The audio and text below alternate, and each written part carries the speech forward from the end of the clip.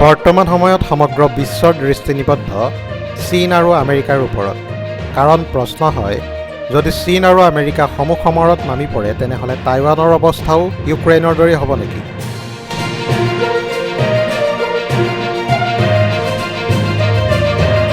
চীন আৰু আমেৰিকাৰ মাজত সমুদ্ৰত ভয়ংকৰ যুদ্ধ আৰম্ভ হ'ব পাৰে।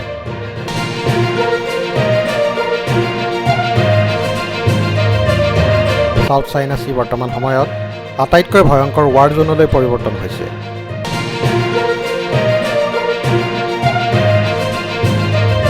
চীন আৰু আমেৰিকাৰ সৈন্যবাহিনী ইয়াত সন্মুখাসন্মুখীকৈ স্থান গ্ৰহণ কৰিছে। আমেৰিকাৰ সাংসদ নেন্সি পেলোচিৰ টাইৱান যাত্ৰাক লৈ চীন আৰু আমেৰিকা দুয়োখন দেশে নিজৰ নিজৰ স্থিতিত খামুচি আছে। এইখিনি সময়ত আটাইতকৈ ডাঙৰ বিপদ হৈছে টাইৱানৰ। টাইৱানত আমেৰিকাৰ তৃতীয় সৰ্বোচ্চ নেত্ৰী নেন্সি পেলোচিয়ে ভৰি দিয়াৰ পাছতে খঙত ফাটি পৰিছে চীন।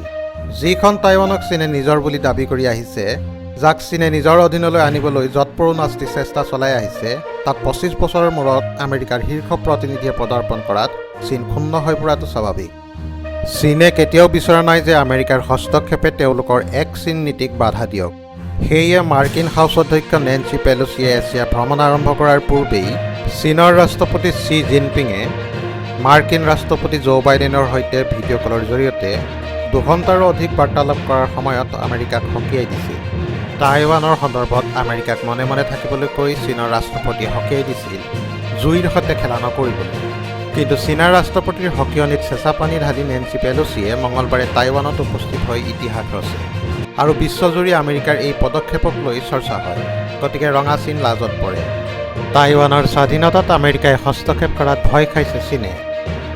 এই সময়ত দুয়োখন দেশৰ সৈন্যবাহিনী সমুখ সমৰৰ বাবে স্থান গ্ৰহণ কৰা দেখা গৈছে। যদি দুয়োখন দেশৰ মাজত যুদ্ধ আৰম্ভ হয় তেনেহ'লে ইয়াৰ প্ৰভাৱ সমগ্ৰ বিশ্বৰ ওপৰত পৰাটো খাটাং। কিন্তু প্ৰশ্ন উঠে, যি টাইৱানক লৈ চীন আৰু আমেৰিকা সন্মুখাসন্মুখীকৈ, সেই টাইৱানৰ কি হ'ব? টাইৱান ড্ৰেগনৰ খঙৰ চিকাৰ হ'ব নেকি? টাইৱান কিছুদিনৰ পাছত দ্বিতীয় ইউক্ৰেইন বনিব নেকি? এই প্ৰশ্ন এই কাৰণেই উঠিছে কাৰণ বৰ্তমানৰ পৰিস্থিতিয়ে ইয়াৰ ফালে ইংগিত কৰিছে। এফালে জিনপিঙে পোনপটীয়াকৈ বাইডেনক জুইৰ সৈতে খেলা নকৰিবলৈ ধমকি দিয়ে আৰু আনফালে ৱাশ্বিংটন পোষ্টেও যিকোনো মূল্যৰ বিনিময়ত নেন্সি পেলোচিৰ টাইৱান যাত্ৰাক লৈ জোৰদাৰ প্ৰচাৰ চলাইছে। অৰ্থাৎ শক্তিশালী গতিৰোধ পৰিস্থিতি অব্যাহত আছে। বহু এক্সপাৰ্টে এইটোৱে কৈছে যে চীন আৰ পাৰ কৰাৰ মুডত আছে। নেন্সি পেলোচিৰ টাইৱান যাত্ৰাক লৈ ডাঙৰ বাহানা চীনে লাভ কৰিব। এই কাৰণেই অন্ততঃ বাইডেনৰ সকীয়নিৰ পাছতো চীনে টাইৱানৰ ওপৰত আক্ৰমণ কৰিব পাৰে। প্ৰশ্ন এইটোৱেই যে আমেৰিকাই জিনপিঙক বাধা দিব পাৰিবনে? আৰু কোনোবাখিনিত টাইৱানৰ লেডিয়ে প্ৰেছিডেণ্ট জিলেনস্কিৰ দৰে ভুল কৰা নাইতো।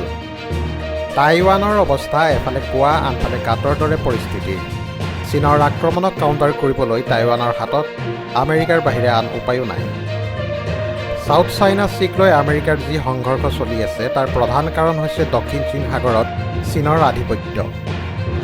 এই অঞ্চলত চীনে আৰ্টিফিচিয়েল আইলেণ্ড বনাই আছে। ইয়াৰ চাৰিওকাষে যিকেইখন দেশ আছে সেই দেশসমূহৰ ফিছিঙত চীনে নিজৰ অধিকাৰ দাবী কৰি আহিছে আৰু দেশসমূহক বাধা প্ৰদান কৰি আহিছে। এই অঞ্চলত চীনৰ মিলিটাৰাইজেশ্যন, আধিপত্য বিস্তাৰ এনেবোৰ কাৰণে দেশসমূহক নাৰাজ কৰিছে আৰু আমেৰিকাই এনে দেশসমূহক সহায় কৰি আহিছে। আৰু আমেৰিকাই নিবিচাৰে দক্ষিণ চীন সাগৰত চাইনা ইমান শক্তিশালী হওক। ৰাছিয়াৰ ইউক্ৰেইনৰ ওপৰত আক্ৰমণৰ পাছৰ পৰাই জিনপিং টাইৱানক লৈ এটেকিং মুডত আছে। ভবা হৈছে যে ৰাছিয়াৰ ভুলৰ পৰা শিক্ষা লৈ আৰু ৰণনীতি বনাই জিনপিং পুটিনৰ ৰাস্তাৰে আগবাঢ়িব পাৰে। যদিও ইতিমধ্যে আমেৰিকাৰ ৰাষ্ট্ৰপতি জো বাইডেনে স্পষ্ট কৰি থৈছে যে যদি চীনে টাইৱান আক্ৰমণ কৰে তেতিয়া আমেৰিকায়ো মিলিটাৰী একশ্যন ল'ব। কিন্তু প্ৰশ্ন এইটোৱেই, সঁচাকৈ আমেৰিকাই জানো টাইৱানক ইউক্ৰেইনৰ দৰে বৰবাদ হোৱাৰ পৰা বচাব পাৰিব? তেনেহ'লে উত্তৰ হ'ব, হয়তো নোৱাৰিব। ইয়াৰ কাৰণ দুটা। আমেৰিকাই বিচাৰে টাইৱানৰ ওচৰত ইমানখিনি মিলিটাৰী ৰিচৰ্চেছ থাকক যাতে চীনে আক্ৰমণ কৰিবলৈ ভয় কৰে। দ্বিতীয়তে, চীনৰ ওচৰত আমেৰিকাতকৈ অধিক সৈন্য শক্তি আছে। টেংকেই হওক বা মিলিটাৰী ভেহিকল, সৈনিক নাইবা মিছাইল, চীনৰ ওচৰত পৰ্যাপ্ত পৰিমাণে আছে। চীনৰ স্থলসেনাতে 3টা কামাণ্ড আছে। এনে অৱস্থাত ভয় এইখিনিতেই যে টাইৱানৰ অৱস্থাও ইউক্ৰেইনৰ দৰে হ'ব নেকি?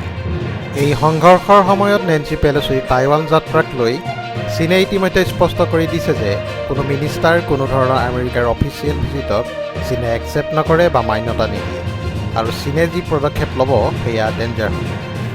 ইয়াত কোনো সন্দেহ নাই, ইউক্ৰেইনে যোৱা 5 মাহ ধৰি ৰাছিয়াক ইউক্ৰেইন দখলৰ পৰা বাধা দি ৰাখিছে আৰু এয়া আমেৰিকা আৰু নাটো দেশৰ পৰা পাই থকা হাথিয়াৰ ছাপোৰ্টৰ বাবেই সম্ভৱ হ'ব পাৰিছে। কিন্তু লগতে এইটোও সত্য যে পুটিনৰ বোমাবৰ্ষণৰ পাছত ইউক্ৰেইন সম্পূৰ্ণকৈ ধ্বংসস্তূপত পৰিণত হৈছে। য'ত এটা সময়ত সুন্দৰতা আছিল, জীৱন আছিল, সেয়া এতিয়া মৰিশালীলৈ পৰিণত হৈছে। এই সময়ত চীনে যেনেদৰে টাইৱানক গিলিবলৈ আৰু আমেৰিকাৰ লগত এখুন্দা লাগিবলৈ সাজু হৈছে, ইয়াক লৈ দিনক দিনে আশংকা বৃদ্ধি পাইছে যে টাইৱানৰ অৱস্থাও ইউক্ৰেইনৰ দৰেই হ'ব। তথাপি কিছু এক্সপাৰ্টে বিশ্বাস কৰে যে যুদ্ধ তেতিয়াহে হ'ব যেতিয়া জিনপিঙৰ ধাৰণা হ'ব যে আমেৰিকাক তেওঁলোকে হৰুৱাব পাৰিব। ভৱিষ্যতে কি হ'ব কি নহ'ব ইয়াক লৈ এতিয়াই একো ক'ব পৰা নাযায়, কিন্তু পৰিস্থিতি যে বিস্ফোৰক হ'ব সেয়া নিশ্চিত। চীন আৰু আমেৰিকাৰ ওপৰত আপোনালোকৰ ৰায় কি কমেণ্ট কৰি নিশ্চয় জনাব।